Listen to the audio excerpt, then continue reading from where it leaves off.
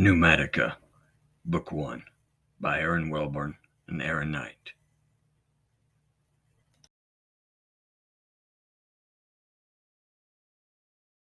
Telisa's eyes opened slowly. She'd been asleep for an hour and the water had turned cold. A blue humming glare of the wall screen in the other room playing some old sitcom in Spanish formed glowing tendrils of light across the bathroom wall. She looked at the whorls on her fingers, which had puckered up, and realized how much they reminded her of the landscape of some nameless village they had passed through along the way. She dried off and rounded the corner into the bedroom to find Theron curled up with his knees drawn up to his chest, already asleep. She gently untied and removed his boots with practiced care, then laid down next to him. She was gone almost before she felt the mattress sinking underneath her weight, drifting off with the sitcom laugh track low in the distance, thinking of the miles and miles of road, the endless stretch of electrical lines, and wondering who would have lived all the way out here that they'd even need electricity, and the horses and Indians and lost lands and sulfur lights that are swallowed up by the night, and the miles and miles and miles. Telisa woke in darkness, sitting up, Theron sleeping fitfully beside her. Shaking away the filaments of a dream, she eased out of bed and crawled on top of the cheap laminate dresser. Instead of their normal, melancholy gray, her eyes were shining silver in the dim light. She muffled a cry of surprise when she looked into the mirror and saw a wide-eyed girl looking like a frightened animal in the night. Not too far from the truth, though, was it? She sat there peering, wondering where exactly the changes took place that left her old face behind. She was so young once. She tried to remind herself that she still was, but her heart kept crying, so old, so old. She could just see him now, waking in the darkness and seeing her sitting cross-legged on the tacky dresser just staring at herself, 21 different flavors of disheveled and lost in long-dead thoughts. The image of his reaction struck her as immensely funny, and she couldn't stop the laughter which seemed to come burbling up from between her toes and behind her cheeks, to feed on itself until she practically fell off the dresser. But still he did not wake. Wiping tears from her eyes, she realized the room had turned cold, and the sick gray light of morning was only an hour away. Telisa crawled back into bed, but all the warmth had seeped out of where she'd lain.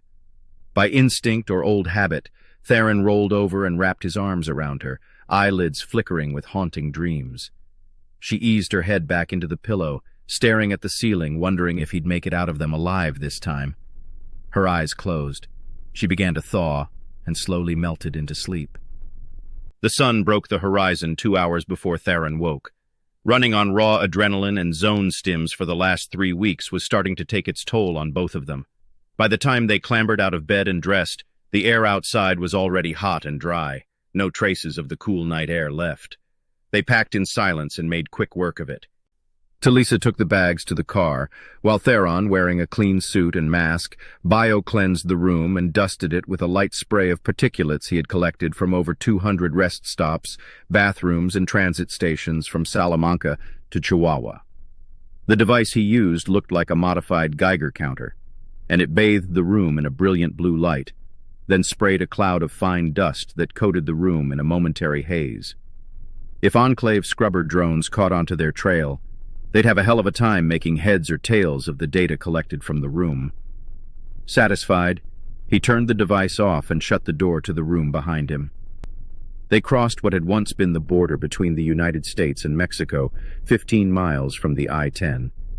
The looming steel and concrete wall that had divided the land between the two countries before they had joined with Canada to form the North American Union was splayed out with rent steel beams and scattered chunks of concrete like the cavity of a fallen titan. Years ago, it had been destroyed by some kind of explosive in an area big enough to drive multiple cars through. And by the looks of the worn dirt road through it, this had been a point of exodus for countless survivors from the States after the Sino-Russian Wars. It had all been before Theron's time, but his father had talked of it with pain in his eyes. He had said that the wall had been touted as a way to keep others out, but when the nukes went off over Manhattan Island, Topeka, and Los Angeles, it had served to keep millions of refugees inside its carefully constructed confines instead. A cloud of dust obscured the sedan while Theron's frequency emitter sent out false information to any satellite that happened to be overhead at the time. From high above, they produced the same heat and frequency signature as an antelope running at full gait. It was closer to accurate than he cared to admit.